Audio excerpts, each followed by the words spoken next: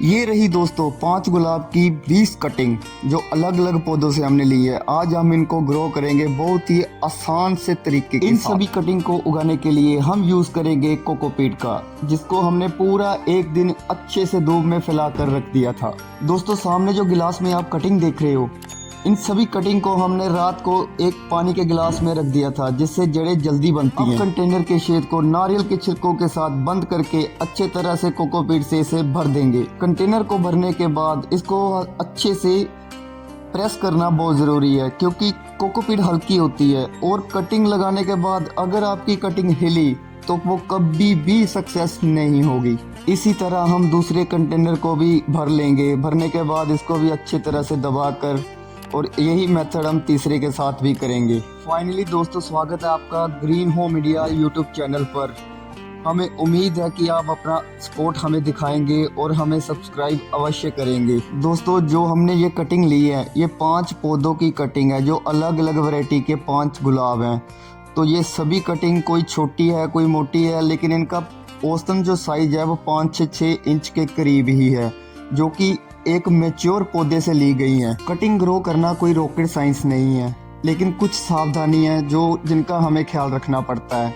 तो कटिंग लगाने के लिए हमने एक लकड़ी का सहारा लेते हुए होल करते हुए और सभी कटिंग को एक एक करके सभी कंटेनर में बिठा देंगे। सबसे पहले ख्याल रखना होगा कि कटिंग को कम से कम 2 नोड उसकी अंदर जानी चाहिए कोकोपीट में, क्योंकि दोनों जो नोड होगी उनमें से फुटाव निकलेगा और कटिंग के नीचे थोड़ा सा कटिंग को छील के लगाना होगा। दोस्तों ये किसी भी किताब में नहीं लिखा कि हमने अगर 20 कटिंग लगाई है तो 20 की 20 ही ग्रो होगी, लेकिन उसमें से अगर 10 भी ग्रो हो जाती हैं तो हमारे 10 नए पौधे बन जाएंगे।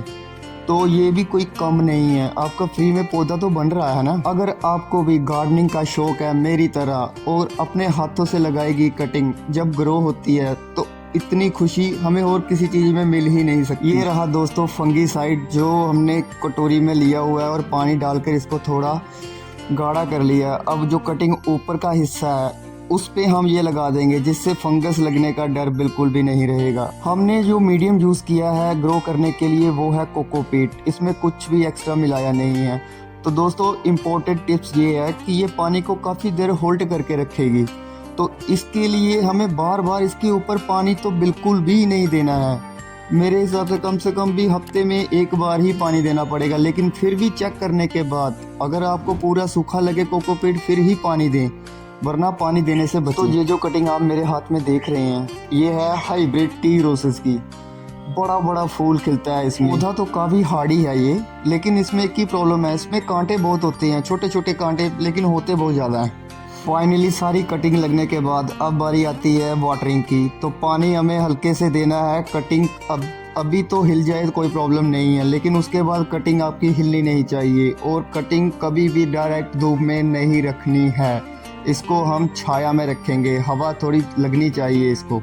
अगर आप चाहो तो इन सभी कटिंग को पॉलीथीन से कवर करके रख सकते हो, लेकिन उसमें एक दिक्कत आती है, जब भी आप 10 दिन 15 दिन के बाद उसको खोलोगे तो वो जगदम जैसे ही हवा उसके टच में आएगी तो ऊपर की जो पत्तियां हैं वो खराब होने लगती हैं। तो हम इसको कवर बिल्कुल भी नहीं करेंगे। हमारे पास टोटल 8 कटिंग बची हैं, तो हम एक नए कंटेनर में 4 कटिंग इसमें लगा देंगे और जो बाकी 4 बचती हैं वो हम पानी में ग्रो करके देखेंगे। उनका रिजल्ट भी आपको डे बाय डे दिखाऊंगा। तो 3 बातें हमेशा याद रखना, कोकोपीट बिल्कुल सूखनी नहीं चाहिए और बार बार पानी भी नहीं देना है और धूप में तो बिल्कुल भी नहीं रखना। दोस्तों अगर आपको हमारा प्रयास अच्छा लगा हो तो हमें लाइक करें, कमेंट करें, सब्सक्राइब करें। दोस्तों ये 2 दिन के बाद का रिजल्ट है और साथ में लास्ट में जो 2 कटिंग आपको ग्रो होती दिख रही हैं वो लास्ट 15 दिन पहले लगाई गई थी। कमेंट में बताएं दोस्तों अगली कटिंग कौन सी ग्रो करें हम।